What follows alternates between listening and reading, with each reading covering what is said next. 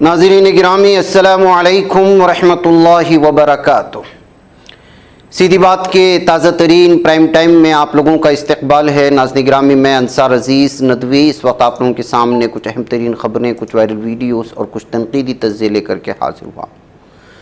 तफसीलात में जाने से पहले आप लोगों से जो दरख्वास्त होती है उस पर तवज्जो करने की अपील करूँगा।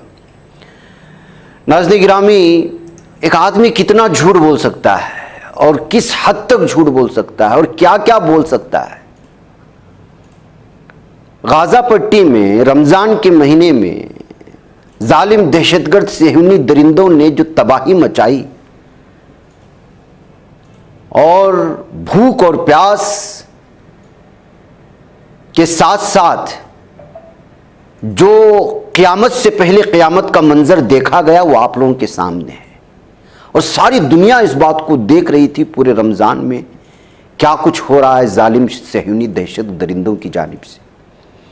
ऐसे में एक मुल्क का वज़ीर आज़म इंटरव्यू देते हुए अगर ये कहता है मुसलमानों को खुश करने के लिए या फ़ायदा उठाने के लिए कि रमज़ान के महीने में गज़ा में मैंने जंग रुकवा दी है, तो आप क्या कहेंगे और उस शख्स के सिलसिले में आपकी क्या राय होगी।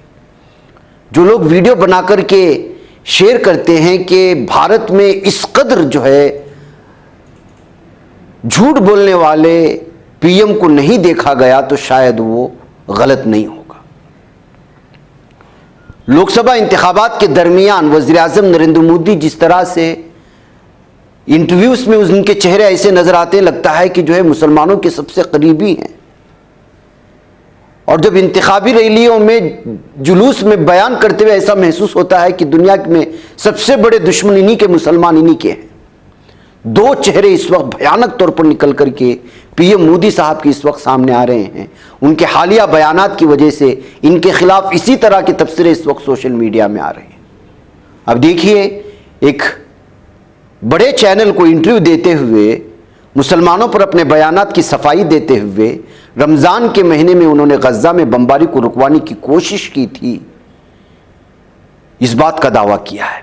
और पीएम मोदी ने कहा कि मुसलमानों के मामले को लेकर उन्हें घेरा जाता है अपोजिशन की जानिब से, लेकिन जब रमज़ान के महीने में गज़ा को शदीद इसराइली बमबारी का सामना था तो उन्होंने अपना खुसूसी एलची इसराइल भेजा था। अब वो कौन खुसूसी एलची था? पीएम मोदी ने कहा, मैंने अभी गज़ा में रमज़ान का महीना था, मैंने अपना खुसूसी एलची इसराइल भेजा। मैंने उनसे कहा कि वो इसराइल के सदर और वज़ीर आज़म से मिलें और उन्हें समझाएं कि कम से कम रमज़ान में गज़ा पर बमबारी ना करें, और उस पर तामील कराने की पूरी कोशिश की। और यहाँ आप मुझे मुसलमानों पर घेरते हैं, ये कहते हुए उन्होंने इस बात की है। अब वो कौन एलची था, क्या था? जबकि उससे एक दिन पहले, जबकि यहाँ पर एक और चैनल में ये कह कर के चले गए थे कि हम हिंदू मुसलमान जिस दिन करूंगा वो मेरा जो है सियासी कैरियर ख़त्म हो जाएगा वहाँ पर, और यूपी पहुँच करके फिर से वही राग अलापने लगे। कल का बयान आपने सुना होगा वहाँ पे। फिर कांग्रेस को घेरने के चक्कर में मुसलमान कांग्रेस को उठा करके अपनी प्रॉपर्टी दे देंगे, वो दे देंगे। ये इस वक्त जो सूरत हाल है इनकी इस बयानात से, एक तरफ इंटरव्यू में आते हैं तो ऐसा महसूस होता है कि मुसलमानों के सबसे बड़े मसीहा हैं, और जुलूसों में देखा जो जा रहा है, बयानात जिस अंदाज में किए जा रहे हैं और उनकी पैरवी उनके दीगर लीडरान भी कर रहे हैं, और ये सब कुछ तमाशा देख रहा है इलेक्शन कमीशन, अदलिया निज़ाम, सब कुछ। अब देखते हैं कि बौखलाई हुई बीजेपी और बौखलाई हुए लीडरान क्या वाकई में मुसलमानों के नाम से जीत पाएंगे या नहीं। और फिर गाज़ा पट्टी पर जंग रुकवाने की बात कर रही थी नाज़रीन गिरामी। आज की ताज़ा खबर यह है कि भारत ने इसराइल को हथियार भेजे हैं। राफा बॉर्डर में इस वक्त जालिम दहशतगर्द सेहूनी दरिंदों की जानिब से मुसलमानों को जो घेरा गया है, जहां पर लाखों की आबादी इस वक्त वहां पर रिहाइश पजीर है, फिजाई हमले जारी कर रहा है, जमीनी सतह पर मासूम और मजलूम और निहत्ते मुसलमानों को मारने के लिए फौजियों की कुमक पर कुमक भेज रहा है, और फिर भारत उसमें अपना ईंधन यानी अपनी भी उसमें जो है हिस्सा पेश कर रहा है। तो आप अंदाजा लगाएं कि इस बात को क्या यकीन किया जाएगा कि आप गज़ा में जंग रुकवाने की कोशिश की थी। ये तो ऐसा है कि कातिल को आप अपने हथियार दे रहे हैं कि जाकर के मासूम मुसलमानों को मारें। भारत ने एक कदम ऐसे वक्त उठाया जब अमेरिका ने इसराइल को हजारों बमों की फराहमी रोक दी। हमास के साथ गुज़श्ता 8 माह से जारी जंग में इसराइल के हथियारों का जखीरा खाली पड़ा है और उसने अपने दोस्त भारत से मदद मांगी थी और भारत ने इसराइल को हथियार भी भेजे, लेकिन अब स्पेन ने उसे अपने बंदरगाह पर रुकने की इजाजत देने से इनकार कर दिया। बताया जा रहा है कि इस तिजारती जहाज में 27 टन धमाका खेज मवाद लदा हुआ था और उसे भारत से भेजा गया था। स्पेन ने कहा कि मशरिक वस्ता को अमन की जरूरत है, ना कि मजीद धमाका खेज मवाद की।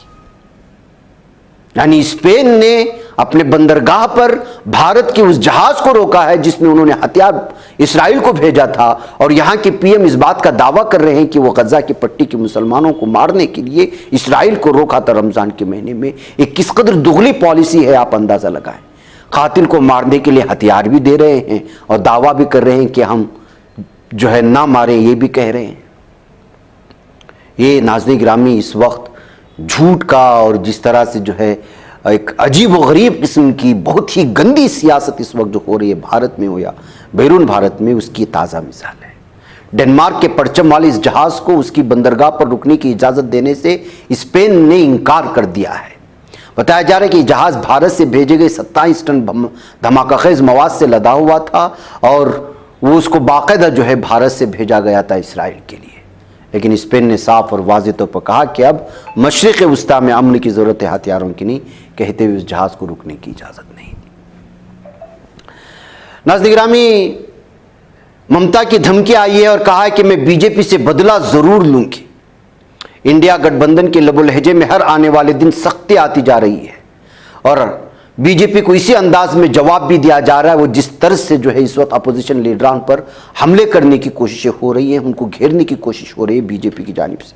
मीडिया रिपोर्ट्स के मुताबिक लोकसभा इंतखाबात 2024 के लिए वोटिंग के 4 मराहिल मुकम्मल हो चुके, अभी 3 बाकी हैं। इन बकिया तीनों मराहिल को अपने लिए हमवार करने में तमाम सियासी पार्टियां मसरूफ हैं, जिसके लिए एक दूसरे पर तनकीदों का लगातार सिलसिला जारी है। इसी तनाजुर में मगरबी बंगाल की वज़ीर आला और तृणमूल कांग्रेस की सरबराह ममता बनर्जी ने बीजेपी पर हमला करते हुए कहा कि बीजेपी की हुकूमत हमेशा नहीं रहेगी और वज़ीर आला ममता बनर्जी ने बीजेपी से मुकम्मल तौर पर बदला लेने की धमकी भी दे दी कि जो जो वो इस वक्त अपोजिशन लीडरान के साथ कर रहे हैं उसका बदला लिया जाएगा।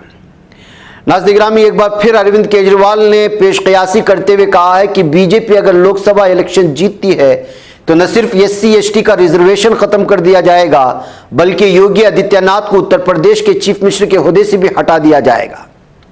केजरीवाल ने यहां समाजवादी पार्टी सदर अखिलेश यादव के साथ मुश्तरका जो प्रेस कॉन्फ्रेंस किया था उसमें इस बात का दोबारा उन्होंने इजहार किया है, जबकि इससे पहले दिल्ली के एक आम इंतखाबी इजलास में भी उन्होंने इस बात का इजहार किया था अलग अंदाज में, लेकिन इस मरतबा वो बाकायदा ऑफिशियली प्रेस कॉन्फ्रेंस में प्रेस के नुमाइंदों से बात करते हुए बात कही है।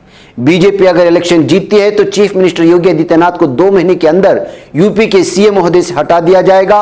वजीर आजम नरेंद्र मोदी अगले साल रिटायरमेंट ले लेंगे और अमित शाह मुल्क के नए वजीर आजम होंगे। ये कहते हुए उन्होंने ये पेश क़यासी की है। अब देखना है कि ये वाकई में सही है या फिर ये सिर्फ उनका अंदाजा है। उधर नाज़रीन गिरामी, लगता है कि जो है सऊदी अरब पर होने वाली तनकीद को लेते हुए एक बार फिर अपनी थोड़ी सी छवि को साफ करने की कोशिश कर रहा है शहजादा मोहम्मद बिन सलमान, और आलमी बरादरी से इस वक्त उन्होंने दरखास्त की है कि फिलिस्तीनियों के खिलाफ वहशियाना जारिहत बंद करवाए आलमी बरादरी मिलकर के। जी हाँ, बहरीन में अरब सरबराह कॉन्फ्रेंस के खिताब में सऊदी वली अहद शहजादा मोहम्मद बिन सलमान ने कहा कि आलमी बरादरी फिलिस्तीनियों के खिलाफ जारी इसराइली जारहियत को रोकने के लिए मुअस्सिर इक़दाम करे। इसराइल ने जिस बहाने से गजा की पट्टी पर चढ़ाई की वो काबिल मजम्मत है। शहजादा मोहम्मद बिन सलमान का यह भी कहना था कि सऊदी अरब फिलिस्तीनी रियासत के क़याम और उसके आलमी शनाख्त की हिमायत करता है, गजा में जारी बहरान से निमटने की कोशिशों की हिमायत की और गजा जंग रोकने के लिए आलमी कोशिशें तेज करने पर जोर दिया है। खुद कुछ नहीं करेंगे, यहूदियों के खिलाफ बोलने वाले को बंद कर देंगे, उलमा को बंद कर देंगे और फिर आलमी बरादरी से लोग दरख्वास्त करेंगे। अभी ये इनकी बुज़दिली है या इनकी ईमान की कमज़ोरी या इनकी मुनाफिकत या खुद यहूदी नस्ल होने की वजह से यहूदियों को सपोर्ट कर रहा है, कुछ कहा नहीं जा सकता। इसलिए कि यही तरह सूरत हाल, सब कुछ ताकत अपने पास है, सारे अरब ममालिक इसकी सुनते हैं और यह आलमी बरादरी से दरख्वास्त कर रहा है। नाज़रीन गिरामी, लगता है कि इस्राइल की फौजी खुद अपने हाथों से भी मर रही है और मुजाहिदीन के हाथ से भी इसके सहनी दरिंदे जहन्नम वासिल हो रहे हैं। इस्राइली चैनल 7 ने ऐलान किया है कि कल यानी जुमेरात की सुबह हैफा में गाड़ी से टकराने के नतीजे में 5 इस्राइली फौजी मुख्तलिफ नौइयत के जख्मी हुए हैं। मेगन डेविड एडोम के अमले ने 5 फौजियों की आमद की तस्दीक की, जिनकी उम्र तकरीबन 20 साल थी। हैफा में एयरफोर्स के तकनीकी अड्डे के करीब ये कार से टकराने के बाद ये अस्पताल पहुंचाए गए थे और बताया जा रहा है कि इनकी हालत बहुत नाजुक बनी हुई है, बल्कि इसमें से कुछ हलाकतें भी हुई। ये जो है अपनी ही गाड़ी से टकराकर जहन्नम वासिल होने की खबर है। तो वहीं पर नाज़रीन गिरामी, गज्जा में ही इस्राइली फायरिंग से 5 इस्राइली फौजियों के हलाक होने और 9 जख्मी होने की खबरें आई। कल या परसों हमने जो आपको दिखाया था, मुजाहिदीन के हमले करने से 20 सेहनी दरिंदों के जहन्नम वासिल होने की खबरें थी। ये जो खबरें खुद अपने ही एहलकारों पर गोलियां चला करके हलाक किया है, वो मामला अलग है और ये मामला अलग है।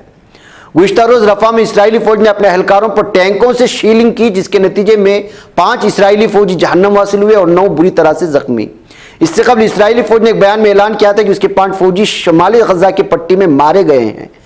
इब्रानी अखबार यदीऊत अहरनूत ने फौज के हवाले से बताया कि गुज़िश्ता रोज इसराइल इसके फौजियों की फ्रेंडली फायरिंग से कम 5 फौजी हलाक और 8 जख्मी हुए। जख्मियों में से 3 की हालत तशवीशनाक बताई जा रही है।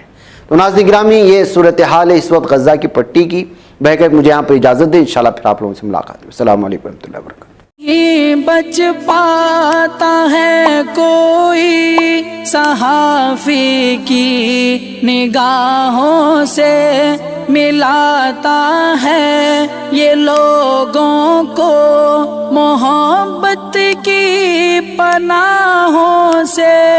करम और दर्द मंदी का है एक संसार सीधी बात। अज़ीमत जुर्अतो हिम्मत का है इज़हार सीधी बात।